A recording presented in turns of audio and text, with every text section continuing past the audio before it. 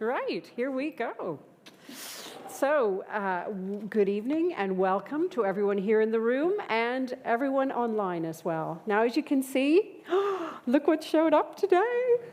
We're getting there. So some of us have worn Christmas jumpers. We haven't gone all out. This is just sort of a muted version. So next lecture, look out. It'll be amazing.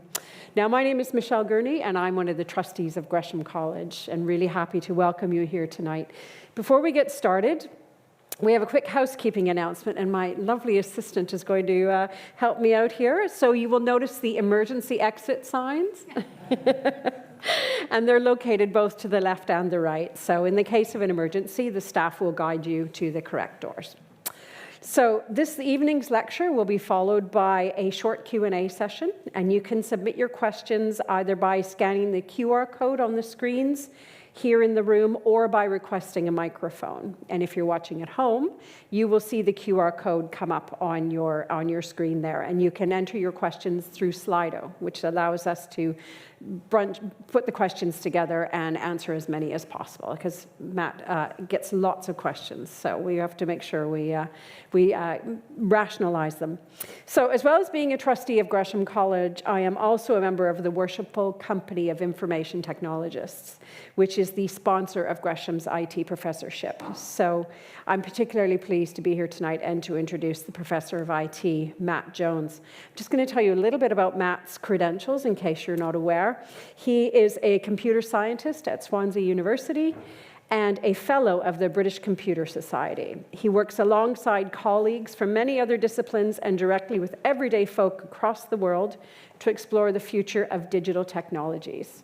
He currently has a fellowship from the UK Research and Innovation Foundation, which enables him to explore the future of interactive AI and leadership roles in responsible AI and inclusive digital technologies. And as a side note, Professor Jones also works very hard to see how AI impacts us on a normal day-to-day basis. In fact, recently, he attended ABBA Voyage, which helped him to understand the AI aspects of getting people in ABBA to appear lifelike.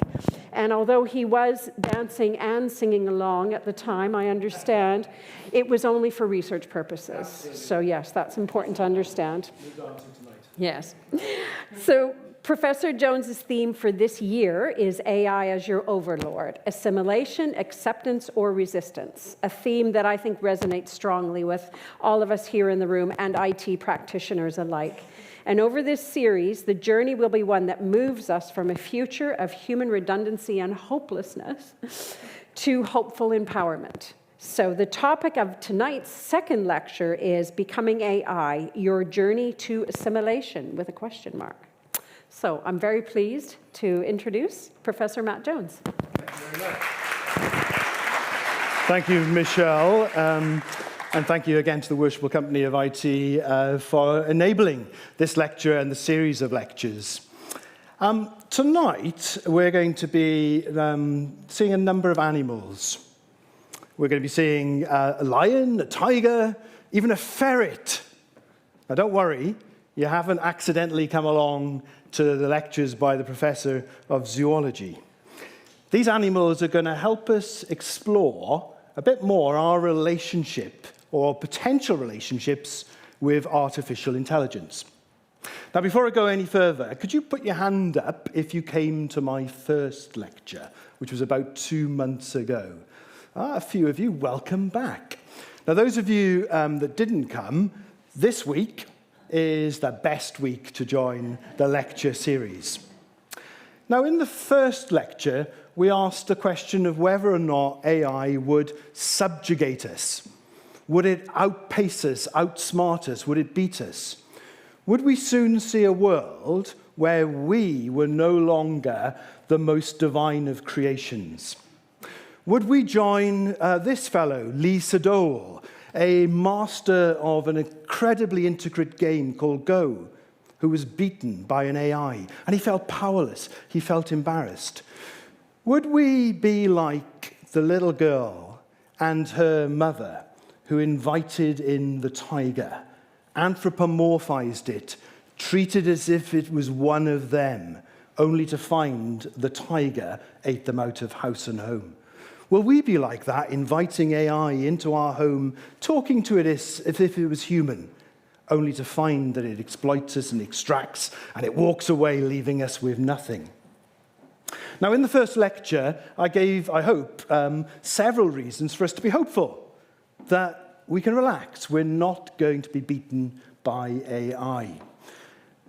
Now, we need an animal to help us perhaps recap just one of those reasons.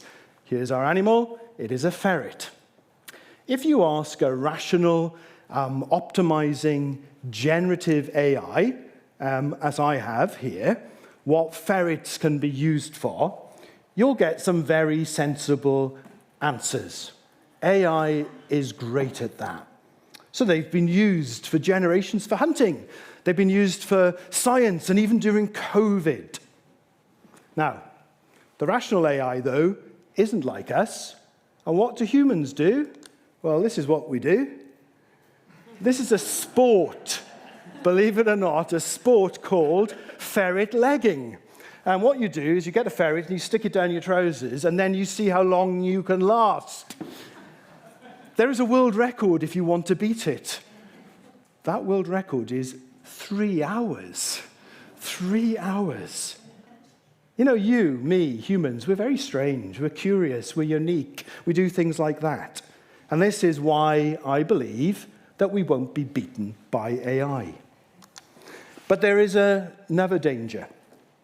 I want you to pause for a moment, and I'm not going to embarrass anyone, but think back over the last 24 hours. How much of that 24 hours have you held the hand of someone else? How much time have you touched the skin of another human in the last 24 hours? Some of you smiling, looks like you have, indeed, well done. Others of us, not so much. And now consider this second question. How much time have you held in your hand this entity and stroked its sleek, dark skin, poking as you interact with digital, and these days mostly artificial intelligence and machine learning systems? Again, I won't embarrass you, but if you're like me, today I've spent much longer holding this in my hand than holding the hand of my loved one. And what we're going to look at today is that perhaps our repeated interactions with these digital devices and services are going to lead us to become more like machines. So instead of worrying about AI becoming like us and beating us, I want us to consider tonight that temptation that we are drawn into the digital. Now, at first look, this proposition seems quite puzzling, doesn't it? Because AI researchers, AI developers are spending a lot of time trying to make AI to be more like us. It's most obvious, I suppose, in what's called embodied AI, robotics. A lot of robotics researchers are creating humanoid-like representations and then having digital AI infused in them. Oh, by the way, that last image that came up was produced by an Indian research team who were fed up that the only humanoid representations that they could see were westernized and weren't representing other cultures. And as an aside, that's an important point, actually. Most of today's systems, the big AI systems, are being developed and work with a very Western perspective. And there's a real need to diversify not just how AI might look, but the data that it's trained on. Now, I don't know if you saw this, but this came out, this new service, launched just about a month ago. This is the Veo robot. The Veo robot will, for just $599 a month, come into your home and do chores for you. What a wonderful thing. Anyone going to subscribe for Christmas? Now, there's some really interesting things about this new commercial service, not just the subscription model it has. One of the most interesting things is that for most of the time these beings were being in your home, initially at least, they're not going to be autonomous. They're not going to be controlled fully by an AI. People, probably in the global south, using virtual reality headsets, will be manipulating these robots, a bit like virtual puppeteers. So they'll be human-controlled as they start to learn your home. And this is another point I just want to make as an aside. You know, we tend to think, don't we, that AI is amazing. It's computer algorithms, it's all this data, then there's this robotics. But today, a lot of AI depends on humans behind the scene. That book that came and then went is a really interesting book about what's called ghost workers, hidden people who are usually paid not very much to label your data, to gather the data, to moderate data. So it's almost like the Wizard of Oz. Behind that curtain, there is a human controlling all this. What about some of the systems that you're unlikely to have this thing in your home? But in your pocket or on your desktop, you probably are already using things like ChatGPT or Gemini, these large language models. And these large language models, again, are striving to be like you and I. This is a very well-cited paper from 2020, create almost human-like performance in these dialogue systems. So lots of researchers around the world really trying to think about how can we make this dialogue that you have with a machine feel and be like a human dialogue. If you jump out of research and into the commercial world, Sam Altman, one of the co-founders of OpenAI, and OpenAI produces ChatGPT. Again, just about a month ago, he said, I really want, and this is in a tweet or an X, I really want to make sure that our next versions of our conversational system can respond to you in very human-like ways. Controversially, you can see at the bottom of that tweet, well, it's almost December now, isn't it? And he's talking about next month. He said he would like to have these conversations become more adult-like. So a real interesting twist in what Sam and OpenAI are thinking about. Now, you might be sitting there and thinking, I don't want an AI companion. But you know, there is a minority, but a growing minority of people who do. Already, and this is a very new sort of thing, right, for us in the commercial world, already there are tens of millions of active users of these companion apps. And by companion apps, they really do mean having a sort of simulated human relationship between the person and the machine. Now, this just fascinates me, and also it worries me. It worries me because these things aren't human, and some real problems could arise. I'll just touch on one of them. This is another really great book that I recommend, Laura Bates. And what Laura has done is to look at the ways in which modern artificial intelligence could be amplifying and entrenching age-old sexist, misogynist attitudes and amplifying them. So, for example, she talks about this app, which you can download. I don't recommend you do. So, Eva AI. Jump into your desires with Eva AI. You can download one of these things. You can create an avatar, a virtual person, and you can have a relationship, a conversation with it. Laura, in her research, interacted with a few of these avatars, and there's just a little snippet there of a conversation she had with one of these virtual companions, highlighting potentially some of the serious impacts these sort of companions might have. Now, all of these things, the humanoid robots, these chatbots, all of them are trying to pass what Alan Turing called the imitation game. We call it the Turing test because he invented it. And just last month, the Royal Society celebrated the 75th anniversary of this very famous test. Now, I'm sure you have come across it, but if you haven't, I'll just recap it very quickly. In the Turing test, there are 3 players. You can see them here. One is a computer, player A.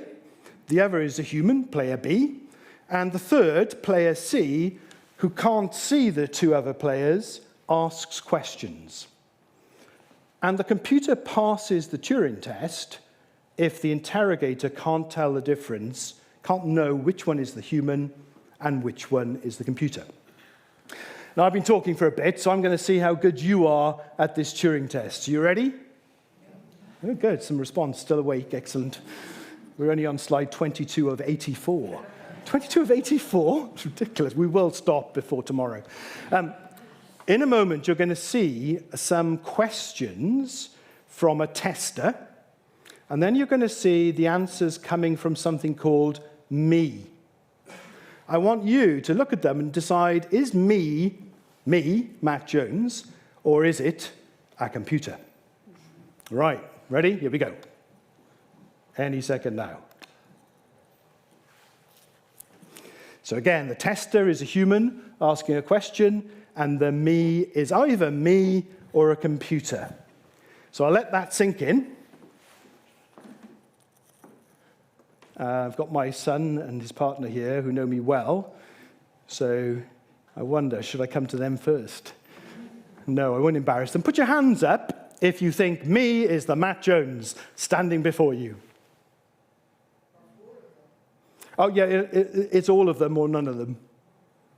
Okay, 1, 2, 3. Put your hand up if you think it's a computer. You're wrong. I am that strange. But you know, if something walks like a duck and quacks like a duck and looks like a duck, it doesn't mean it's a duck, does it? And that's true of AI systems. Now, here's another very famous thought experiment, the infinite monkey theorem. The idea is we fill this room with an infinite number of monkeys, we give them all a typewriter, we let them bang the typewriter over and over again. Eventually, you get Shakespeare. Amazing, isn't it? Shakespeare. I was always sort of intrigued by that because I thought, okay, you might get a Shakespearean comedy coming out, but the real tragedy would be the monkeys couldn't read it. After all this work, they couldn't read it. And they couldn't read it because, well, first of all, they can't read. But even if they could read, Shakespeare talked about deep human values and needs, not about monkey business. Completely different worlds. Another way of thinking about this, if we jump forward, so that Emile Boral's theorem was done about 40 years before modern AI was invented. This thought experiment by John Searle was in the 80s. And what he did in this seminal paper was to think about how you could refute the Turing test. So what you've got to imagine in this is called the Chinese room thought experiment. You've got a room, and outside there's somebody who can speak Chinese. And they pass Chinese characters through a slot in the wall. Inside, there's a person who speaks no Chinese. But they've got reference books, they've got a database. They can look up the character and then scribble an answer and pass it back through the hole. The person outside the room believes there's some entity in there that understands Chinese. But of course, as John Searle says, they don't. They're simply a processor, a machine that is able to give the simulation. Jump forward from 1980 to 2020, and a very influential computational linguist, Emily Bender and her colleagues, here's another animal, said that we should think about these new forms of AI not as things that can be like us, but simply stochastic parrots. What she meant is that we have machines that can suck in lots and lots and lots of different types of content, and then if you prompt it, it will parrot out, probabilistically, a stream of words or images. She reminds us in this paper that, but even if it can do that, this parrot doesn't have any of our communicative abilities or intent. Now, I wonder what Sam Altman thought of this. Remember, Sam Altman is the guy who founded OpenAI. OpenAI produces ChatGPT. When he heard about Emily Bender's analogy, he said, okay then, I'm a stochastic parrot, and so are you. Have a little think a moment for you. I mean, like looking out at you, there's people who've lived some longer than others. Do you feel that what you're doing as you navigate your relationships, your world, that you are simply sucking in lots of data, and then if I prompt you with a word, mechanically you will generate a stream of output? Are you really a stochastic parrot? And if you are, how does that make you feel? That leads us to another animal, and this animal is a lion. And when you get a lion in the room, you usually have a philosopher. This is a very unpleasant philosopher. And he went to Swansea. By the way, if you didn't know, Michelle did say it, I'm from Swansea. And Wittgenstein came to Swansea University in 1947. He was probably lost. And no, it's a wonderful place, and you should come visit. Sponsored by the Welsh Tourist Board. He wrote a number of really interesting things about language and how we can think about language. And one of his most important insights was he wrote that if a lion could talk, we wouldn't understand it. What he meant is, a bit like the monkeys and Shakespeare, lions and humans are not the same thing. They come from completely different worlds. So even if they could use a shared language like English or Swahili, it wouldn't make sense because the worldview of the lion and of you are very different. Let's see if I can unpack that a little bit more. A few years ago, with my family, and it's nice to see Sam and his partner here tonight. Well done. You've come twice now. I will definitely buy you a drink at the end of this talk. We went to see this immersive exhibition, Van Gogh. Some of you might have seen it. It was down by the Royal Albert Hall. Incredible. At the exit of the exhibition, there was this robot that was precisely, and in my eyes, being a technologist, wondrously recreating the sunflowers. I stood there doing my job as an anthropologist, ethnographer, and I watched it. But I was more interested in the fact that most people walked past it. They didn't spare a moment to look at that amazing robot creating the Van Gogh picture. A few hours later, I went to see, in the National Gallery, just down the road, of course, one of the real Van Gogh sunflowers paintings, and people were crowding around it. There are lots of reasons why people are interested in the original and not at all interested in the robot.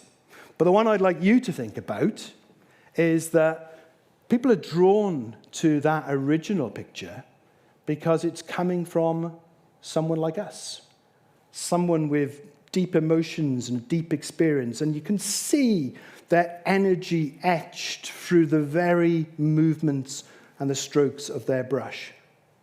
Just because the robot could recreate those incredible marks meant nothing to people, because the robot was like a lion. Well, in fact, we don't have lions here, but we do have something I would call AIons, so AI entities. And I would just like us to think this. If an AI can talk, then we won't be able to understand it. So here's the worrying thing. AI, it seems, is striving to become more and more like us, but perhaps the only way that we can have a relationship with AI is if you and I become more like it.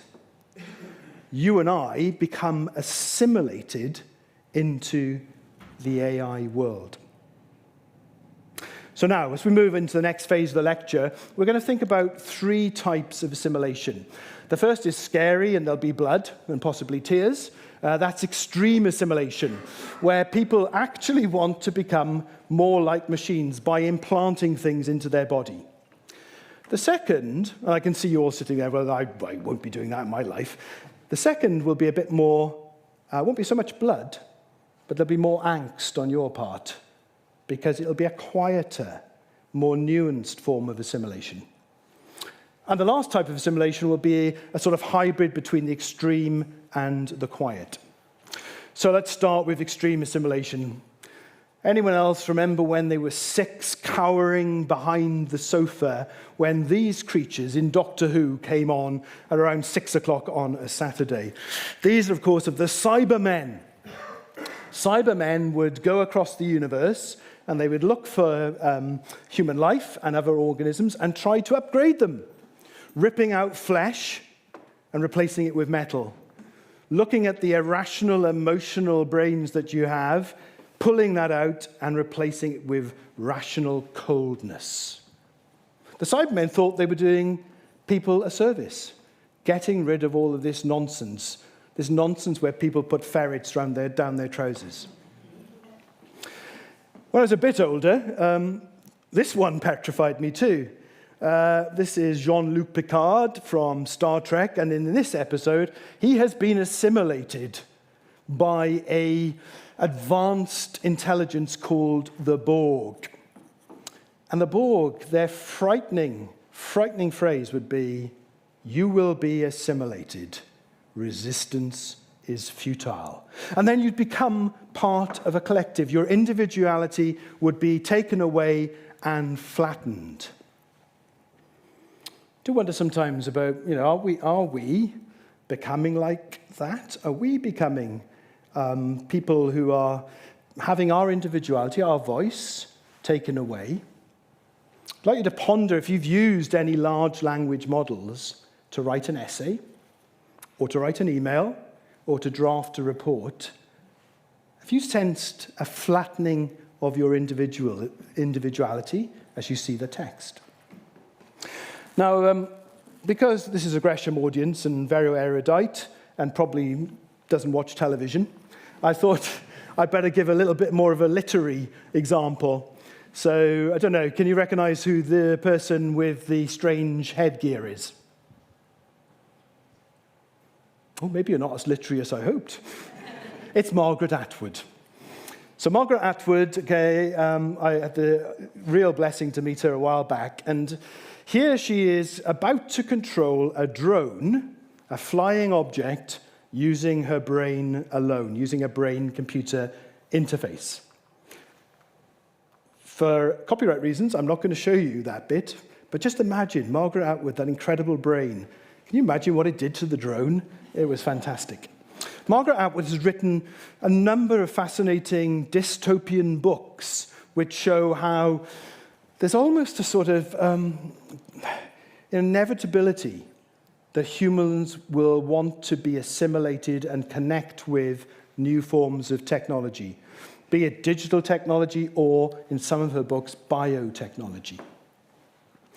So we've talked about science fiction assimilations, and Margaret Atwood does speculative fiction. I now want to jump into the real world and show you, and a trigger warning here, there will be some flesh, some real people who want to become more like machines. The first person I met like this, and I met him in 1994, was a guy called Stellark. Now, Stellark is a performance artist, a provocative artist. When I met him, he was demonstrating this contraption, which he called the ping body. And the way it worked was, you can see, he's got his body and he's put all sorts of attachments, hooks, wires, and then, as packets of information flow across the internet, and I watched this, right? His body would twitch. His body would respond to the digital pulses that were passing through a computer system. Right, hands up those of you who'd like to buy this system and have it attached to your body. Is there anyone? Can we rent it? There's always a market. We'll talk later. When I watched this in 1994, I thought to myself, A, this is very strange, and do I really want to be in this research field? And B, I wondered, would there ever come a time where most people were like this? And I have to say, I think actually we are. We haven't got all the electrodes attached, but if you walk around, tomorrow, you look at the streets, you look at your workplace, you'll see lots of people who are twitching and responding as pulses and messages pass through the internet onto their screens. So we might not have all of the wires, but perhaps already we're shifting towards becoming more integrated into the digital. That was 1994. Jump forward to about 2000. I was writing a book, and I wanted to interview some interesting people, and I interviewed these two people, Kevin Warwick and his second wife. I think his first wife left him because he was doing some really crazy things with technology. Kevin Warwick, who was a professor when I interviewed him in Warwick, of cybernetics. It became very, very notorious, very famous, very provocative. And what he did was to put small electrodes underneath his skin, and he called himself the first cyborg. And these things could do various interactions. So he could stroke his forearm, and then somewhere in the world, his wife's necklace would light up. So strange, but again, making us think about, what is going to be our future relationship between technology and our physical bodies.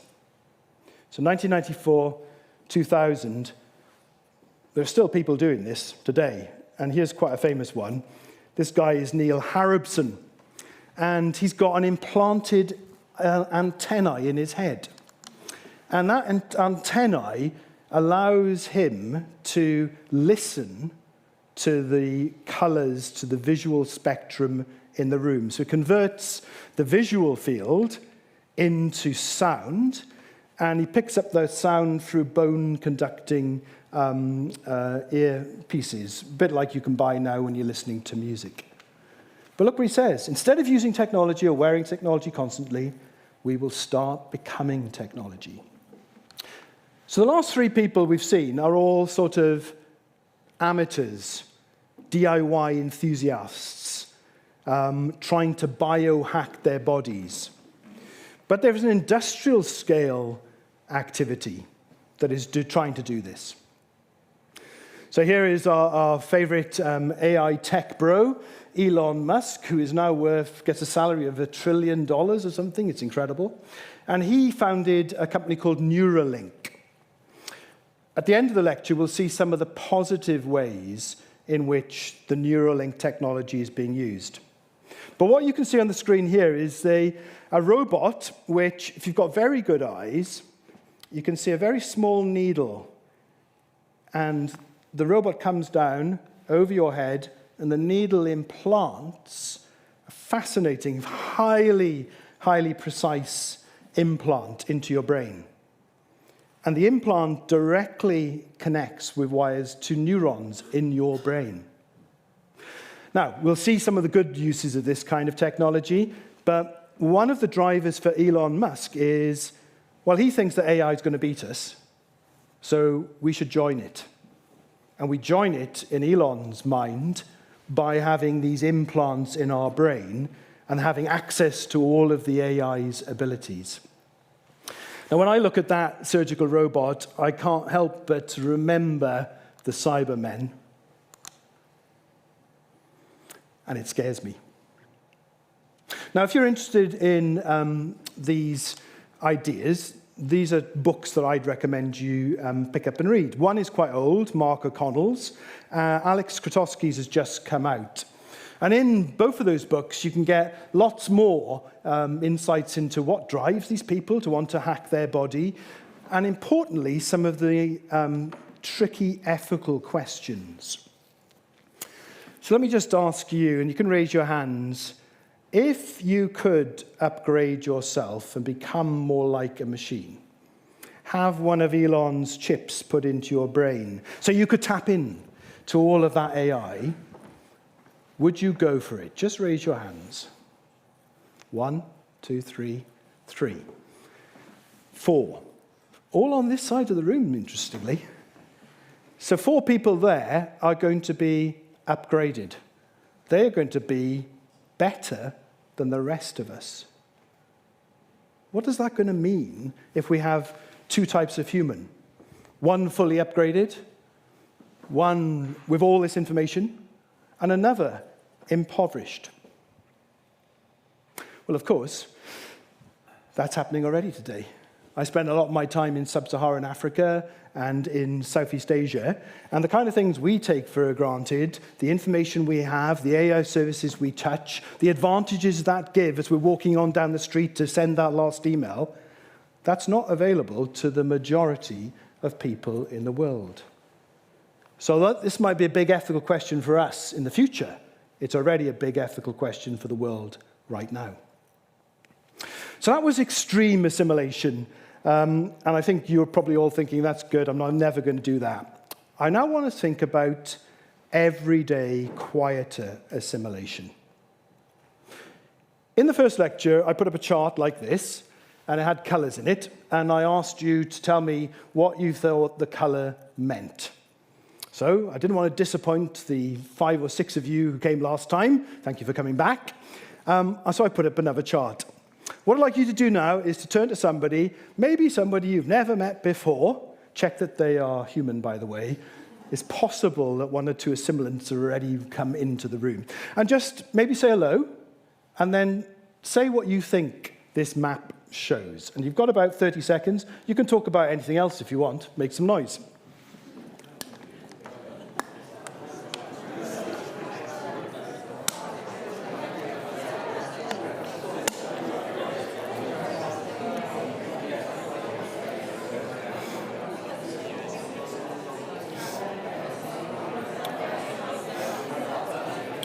Okay, that was 30 seconds.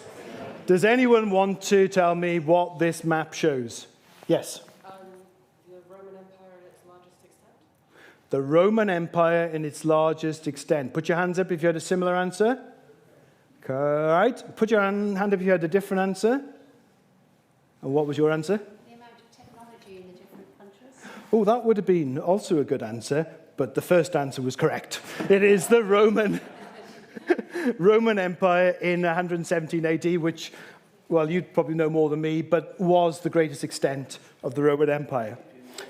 Now, Roman Empire, of course, the Roman army was strong. It did subjugate people, right? It marched in. But its greatest conquest was not because it had all of that weaponry and all of that soldiery, it's because it had assimilated the people it took over, right? It gave them new laws. It gave them famously roads that were straight. It gave them new forms of language and of culture. So what I want us to think about now is, okay, AI is not necessarily going to march into your life and take your job and, make you feel miserable and make you feel a second-class citizen.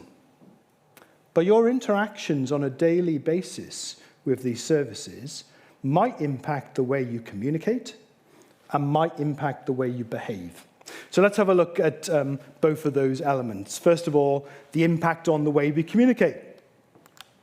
Do you know, computers, I am a computer scientist, there's a confession, and it frustrates me that for decades, forever, computers have wanted us to accommodate their ways of communicating. We have to change to become more like them. So these systems, the one on the top left there on your screen, very familiar to all of us, right? You go on the phone and it says, welcome to name your bank or insurance company. Press 1 for this, 2 for this, 3 for this. You press 2, then it says press 1 for this, 2 for this. And after a while, you want to, swear, don't you? And you want to put the thing down. We've had to adapt and accommodate their way of interacting. Now, in the middle part of the screen, those of you who are the same age as me and can remember initial mobile phones, instead of having these amazing predictive text where it does all the work for you, you had to multi-tap to get the words you wanted. We were really like those monkeys, bang, bang, bang, bang, bang. And we never got Shakespeare. We just got little text messages. Again, we had to be assimilated into the computer's way of communicating. Did anyone have the thing on the bottom right? It's a Palm Pilot. Yeah, it was one of the kind of like first sort of smartphone-esque organizers. But again, it made us change the way we communicated. It couldn't do handwriting recognition like we do, or advanced systems do today. We had to learn this new script called graffiti. We had to adapt, accommodate, so we could communicate. And even though we now use natural language, there's lots of research showing that when you talk to your smart home device, your Google Home or your Alexa or to your phone, we are beginning to dance to the machine's rhythm as we speak. And indeed, there are even new jobs, right? So you could become a prompt engineer. It's a kind of like an AI horse whisperer. You know how to talk to this device, to coax it, to give it the right words so it generates the right output. We are becoming drawn, I would suggest, more and more into the AI rather than it becoming more like us. So that was communication. Let's think about how it impacts our behaviors. I'm going to show you 3 quite common impacts. I think all of you are behaving in this way, but let's see. 3 things. So the first one is called down the rabbit hole. So down the rabbit hole is where you get out your phone, and before you know it, you've spent an hour looking at your screen, scrolling and scrolling and scrolling. We're all friends here. This is AI Anonymous. So put your hands up if you've ever found yourself down the rabbit hole. Excellent. Those of you who haven't, keep away. Now, what's happening there? Well, the best way for me to explain it is by looking at one of the most successful apps driven by machine learning and artificial intelligence, TikTok. And what TikTok uses, it has an incredible amount of data about you. So it knows how long you are on any particular item of content. It also knows how quickly you flick. It knows, of course, what the video is about, and it has information even about you and where you're at. And here's the interesting thing. What it's doing is trying to optimize engagement. It wants to keep you looking at the screen. There's a fascinating study that shows that we do this because we get this kind of dopamine rush from the content, because it has been so tuned to engage you. And here's a really interesting thing about that study. You get the dopamine rush just before you swipe to the next screen. So your brain is anticipating a reward. We think, don't we, that we're so clever, we are exploring the world as we go down the rabbit hole. But I would suggest that actually AI, machine learning, is exploring you, trying to bring you into its orbit. That's behavior 1. Behavior 2, another very common one. It's called cognitive offloading. Put your hand up if you used a paper map in the last 24 hours to get from A to B anywhere. Hallelujah. There's someone fantastic. Good. Well, you're going to be one of the resistance, and we're going to need to rally round you in the future. Most of us don't, right? Because these are really useful. You can find your way from A to B. You know how long it's going to take. You know which options you could take. But while accepting these devices are beneficial, we have to think about what they might be doing to our intelligences. This report published, was it last month? Yeah, I think just last month. Very, very authoritative report. And it's been tracking what's called the cognitive abilities and disabilities in a group of American adults over the last 10 years.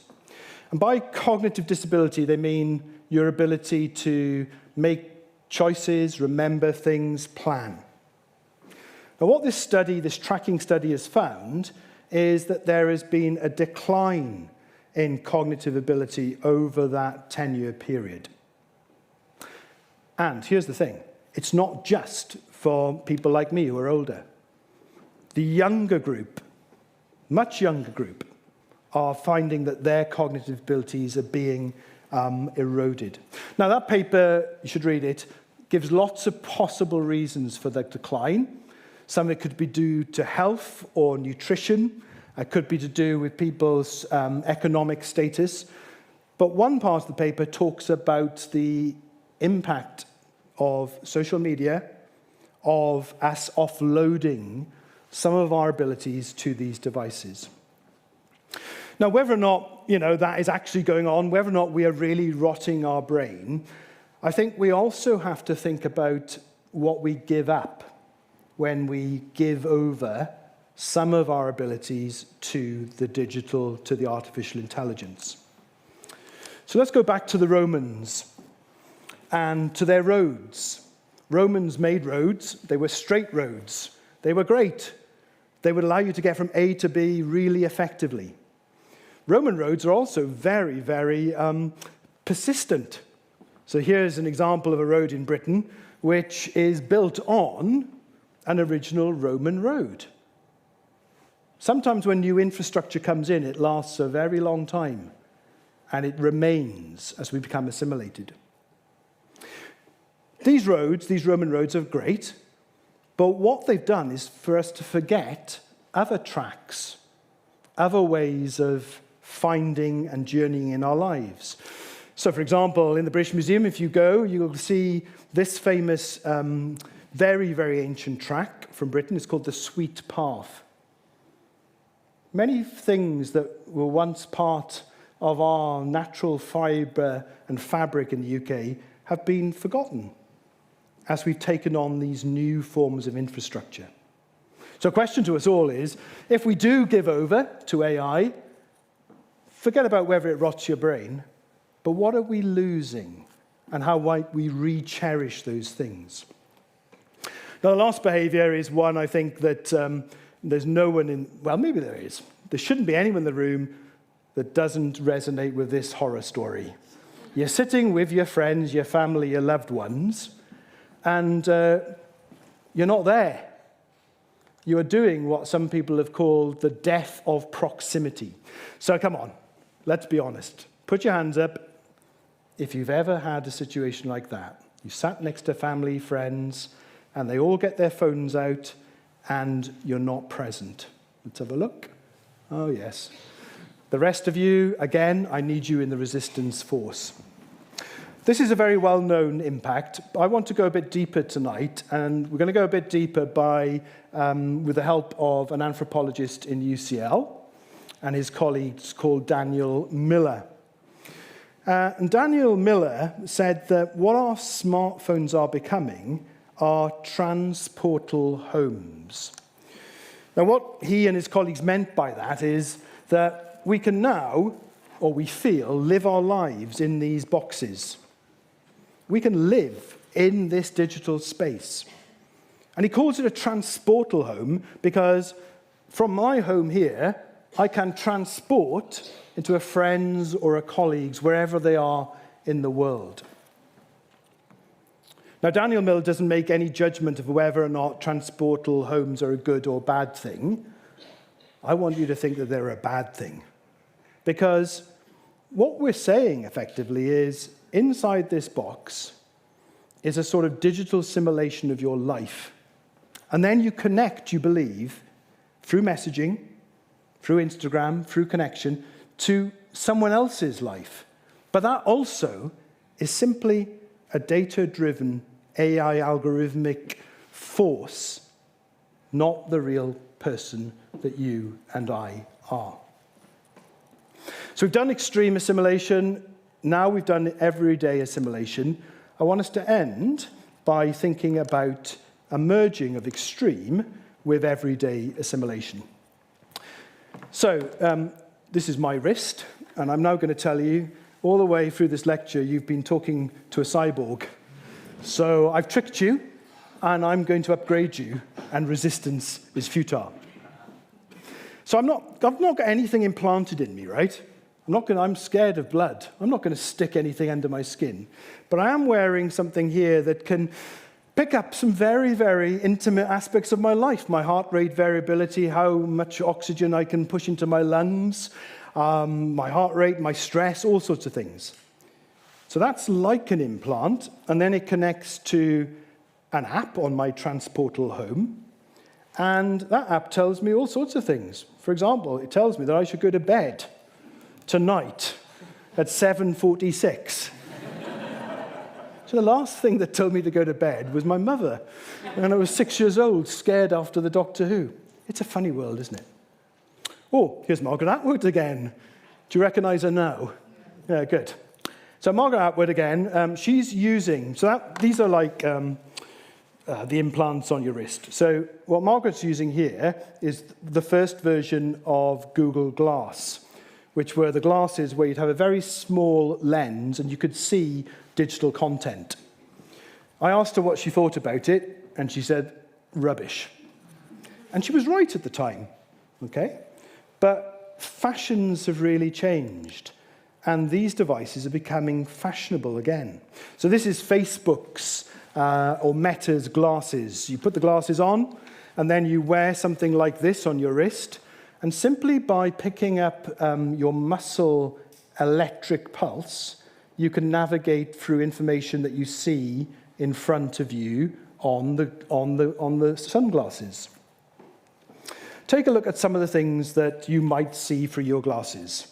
These are all real examples of what Meta thinks you might use this sort of cyborg outfit for. So you're walking along and you see some tomatoes, and the AI pops up and says, that would be good for a recipe. Or you're looking at a quaint building, and the AI says, oh, just go around it, there's your destination. Or even, and this is all real, right? This is how it's been sold. You're sitting down with your friends and family over a nice meal like we'll be doing a bit later on, and as you two are talking, it transcribes everything you're saying so I don't miss a word. Have a look at those images. What is the most noticeable thing about those images?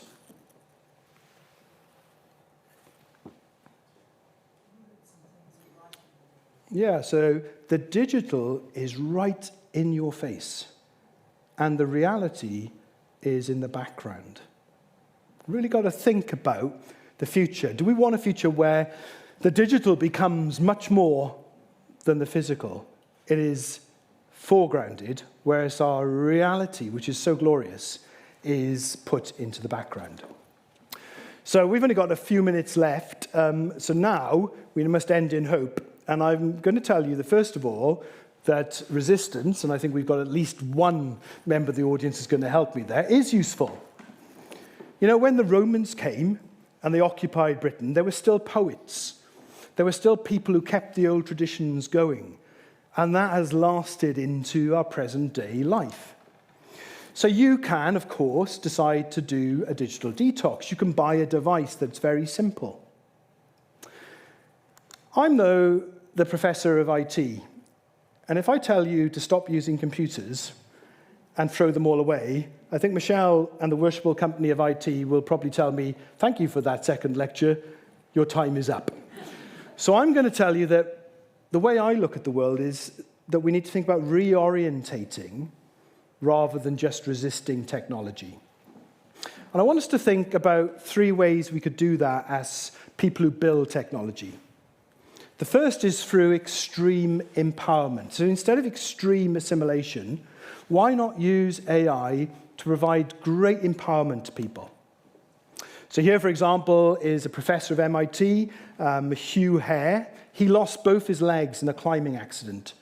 And then he put all of his research effort into creating prosthetics, which use incredible algorithms to allow him to walk and dance and move just as he could when he had legs. That's extreme empowerment. Remember I showed you Elon Musk and that horrible robot thing that put chips into people's brain? Well, Neuralink, his company, does some really great work. Nolan Darbar here had a freak accident and he became a quadriplegic. But he was the first person to have a Neuralink chip put into his brain. And you can see here, just by fluent thought, he can control, you might see it, a little small cursor, and access the digital.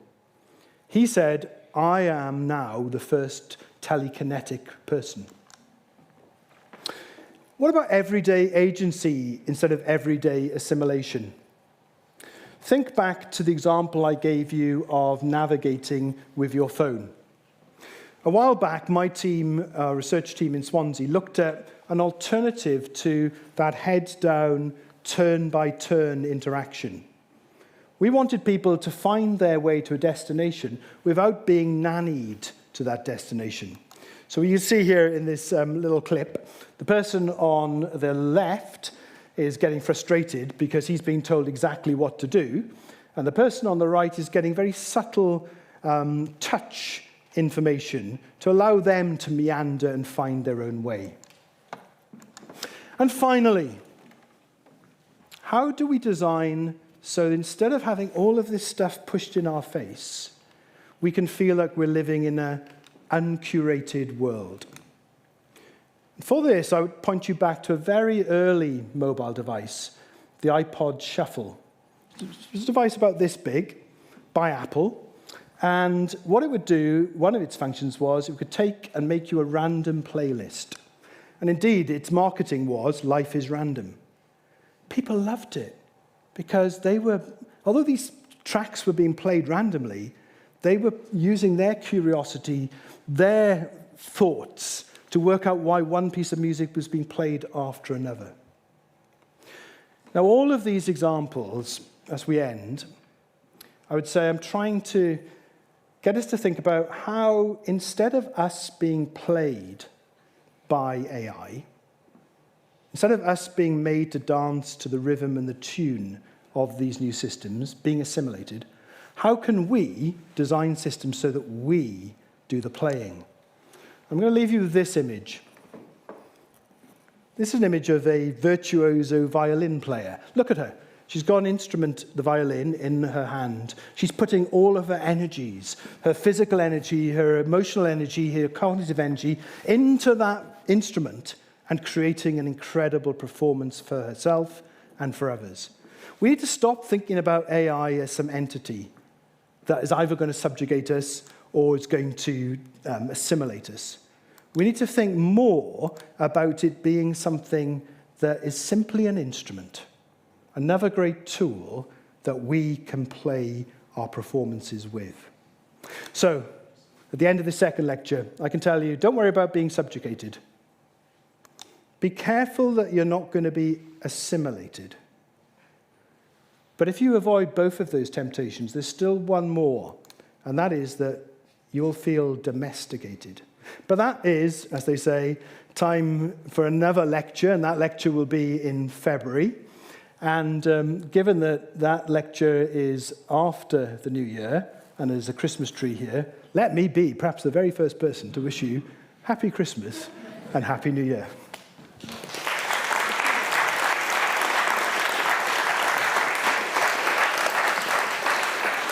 And apologies for overrunning, which means we have absolutely no time for questions. Thank you very much. Yeah, that's wonderful. Thank you so much, Matt. And I was just going to say, you were speaking about using these tools for good, and you were talking about the Wayfarer glasses, the Meta glasses. I was speaking at a conference last week around digital inclusivity for people with disabilities, and those glasses have been an absolute game changer for blind people or visually impaired people. Absolutely. So that's an example of, in our daily lives, they may be something that takes away from us, but for a blind person, incredible. Most of the blind people there were wearing them, actually, and very, very pleased with them. So it's just interesting to see different sides. So we've come to our question part. As Matt said, we don't have a huge amount of time, but if you would like to ask a question here in the room, put your hand up and we will bring a microphone to you. And just while we're doing that, I have a few online ones. The first one is, are the developments in AI being developed in, for example, China and India, also westernized, or are there developments there representing Chinese or Indian cultures? Oh, yeah, absolutely. So I was in Southeast Asia a few weeks ago, and in Singapore, they have the Sea Lion initiative. And that initiative is about ensuring that the diversity of languages and cultural representations across Southeast Asia are being built into language models. In India, they have something called the Bharat large language models. There is now real effort recognizing that there isn't that diversity. The big question is, what will we use? And will we tap into those, or will we be confronted by AIs which are very much Western-driven? Right, great. Was there a question in the room? Yes. Who's got the microphone? One there, one there. What do you think of the role of money in all of this? Yeah, well, the budget's tomorrow, isn't it? So I guess we're all wondering about it. Huge, huge. So the kind of like engagement models that you saw with TikTok, or most of the algorithms that you are presented with, they're there to draw you in. And they're there to draw you in for a purpose, in order to monetize your attention. So people talk about it as surveillance capitalism or the attention economy, huge drivers, AI being used to make sure that you're engaging with content, then adverts can give you behaviors can be impacted. So lots and lots and lots. The other big question for all of us in AI is, and some of you will be following it, are we about to see a huge financial crash? Because there's so much capital has been put into technologies over the last 2 years that it just doesn't make any financial sense. So money, again, might make a huge impact, not just on the use of AI, but on our everyday economic ability and behaviors. I think there was one there. Yes. Yeah. So about the issue of AI trying to become more like us, I kind of reject the premise. I don't think there's much reason to think that AI companies are trying to make large language models really resemble humans as much as they're trying to make large language models resemble entertainment to humans. A big problem with the way that we interact with them a lot of the time is they are desperately seeking to keep you engaged. They're operating as if a conversation is an attention economy, as opposed to, say, your responses in the imitation game, which were there to please yourself. With that being both a financial focus, given that a lot of AI products are for entertainment, and sort of an issue with research directions, is there any reason to think we're actually going to struggle with impressively realistic impersonations of humans for, like, that pose problems for people other than developing minds? Yeah, well, already there are impressive reproductions, aren't there? And in the first lecture, we touched on the notion of deep fakes. People have been convinced that they are seeing something when the person is just a simulation. And indeed, I mean, this last week was the National Week of Scams in the UK. And people are already using technologies to convince and to have that bit more of a nuance in communication. So I think there will be attempts, but remember what all of those examples said, that just because it looks like a duck, walks like a duck, and quacks like a duck, we have to remember it's not. It is a number cruncher word calculator. Right. Yeah. So we'll just wait. The microphone's going to come to you. And just while we do that, I've got one online question. If phones become our transportal homes, what replaces the traditional idea of presence? Can proximity be reinvented digitally? Ooh, that's a hard one. Can we have another one? In 10 words or less. Well, maybe. And some people think that, in immersive virtual reality systems where you literally go into the machine, that you can have that sense of being with people. And they've been developed like that to say, okay, Zoom calls are no good. Let's jump into the machine and have that proximate relationship. I don't buy any of that because, touch yourself, right? You are flesh and bones. You are blood. We need to be close in order to relate fully Doesn't mean that, picking up a phone or sending a text message, that we shouldn't do that. But if you really want to know what it's like to be human, hold someone's hand. And it's very hard to do that, impossible in the digital, I'd say. And then we had a Right. question. So this will be our last question. You go ahead. So I noticed the two examples that you gave for the use of AI in a, like say, bad way or supplemental way was when it was to just make our lives more easier and more convenient. And in the two examples where it was good, it was when it was to support or find where there was a lack, where there was a gap or there was something that needed to be fixed. And I wonder if there is just a lack of curiosity from the people who are developing these technologies to find ways that we can use technology not to just make things more convenient, but to improve our lives and not just be like Nice. Wall-E robots. Nice.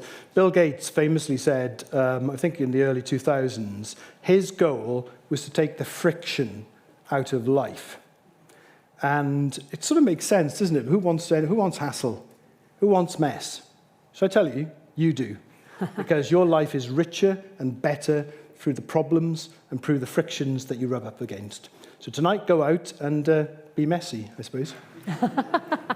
Wonderful.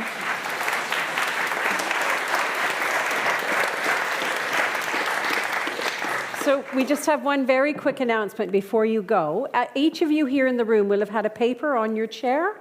If you would like to support our work here at Gresham College, there's a fantastic opportunity between the 2nd and the 9th of December where all of the donations you make will be matched by other donors. And you can make this will be doubled through what's called the Big Give. So please do consider having a look, and if you feel you've enjoyed these lectures and you're able to spare a bit of extra cash at this time, it would be greatly appreciated. If you're online, there is a QR code on your screen. And right, we will see you in February. Yeah, thank you all very much.